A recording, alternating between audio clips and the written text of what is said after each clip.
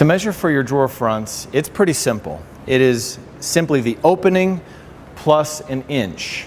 Now we have half-inch overlay drawer fronts and doors, so all we have to do is measure this opening. In my case, it's 22 1/4, so the finished size for the drawer fronts will be 23 1/4, a half-inch on both sides, a half-inch on both sides.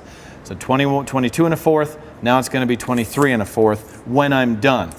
And then do the same vertically. I have 6 1/2 there, and they're all the same. So 6 1/2, so my drawer front will be 7 1/2. So I'll write all those measurements down and how many I need, and then just cut out the rectangles like you've done many times. Cut them to rough length first, and then plane both sides, sand both sides, and then we'll go from there. Before you start, find out if you need to glue boards together for your drawer fronts. Now mine were 7 1/2. If I can't find any boards that are 7 1/2 or bigger, then I'll have to glue some together to get them.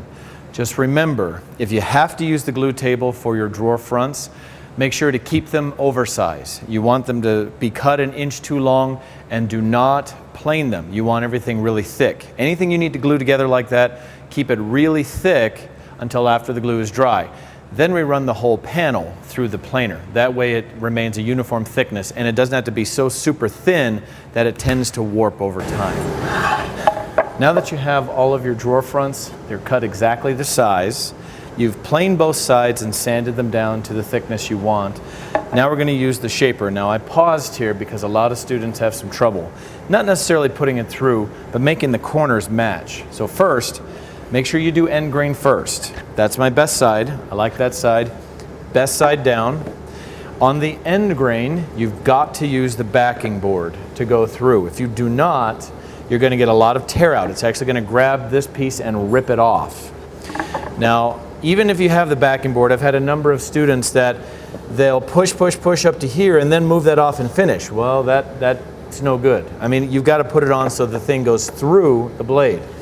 The other thing I've seen a lot of students do is they'll push it through, but at the very end they'll actually have a gap. If they tip it out just a little bit, and there's a gap that forms right here behind the board, it's as if it isn't there.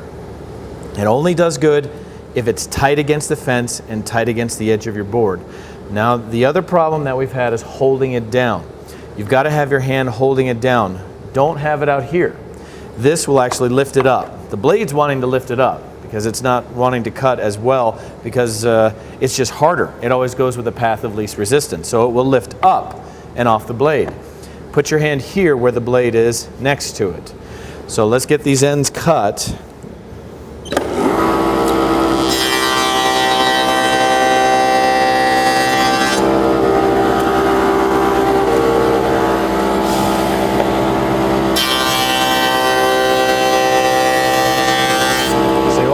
Smooth cuts.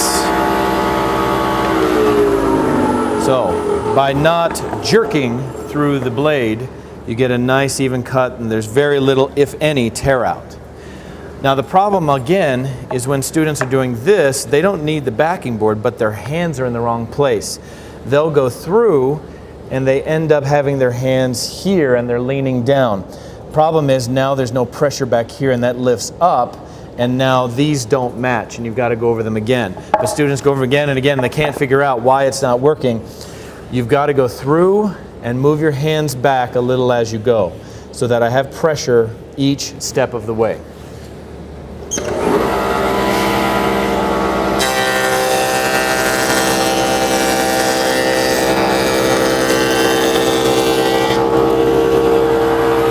And now that matches perfectly.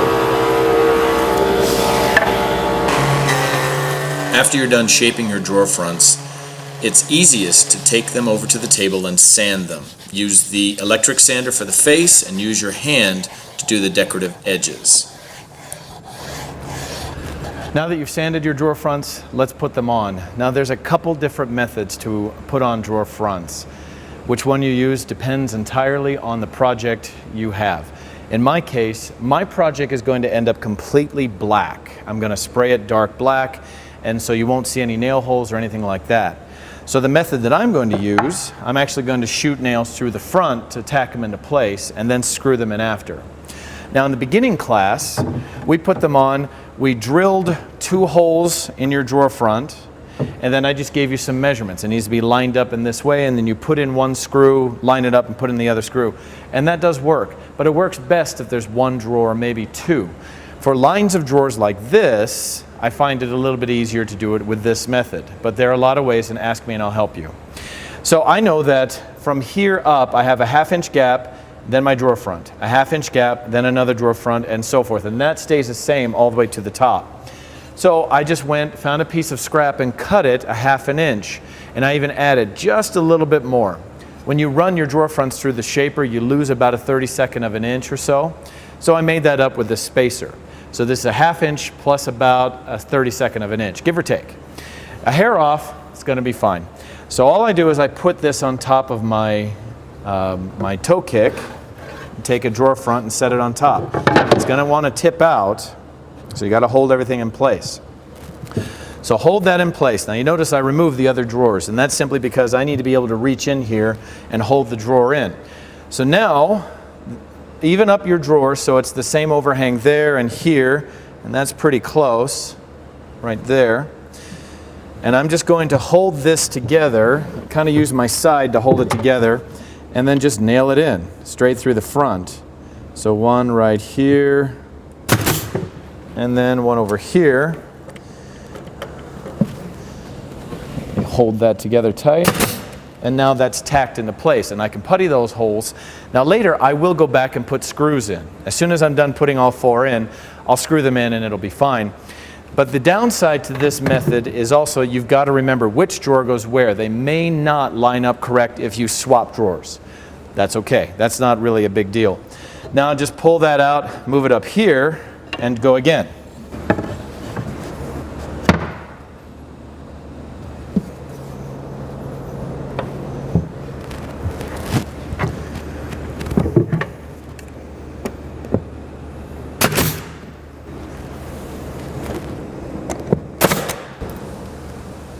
Use the 1 1/4 inch pan head screws to screw the front of your drawer face on.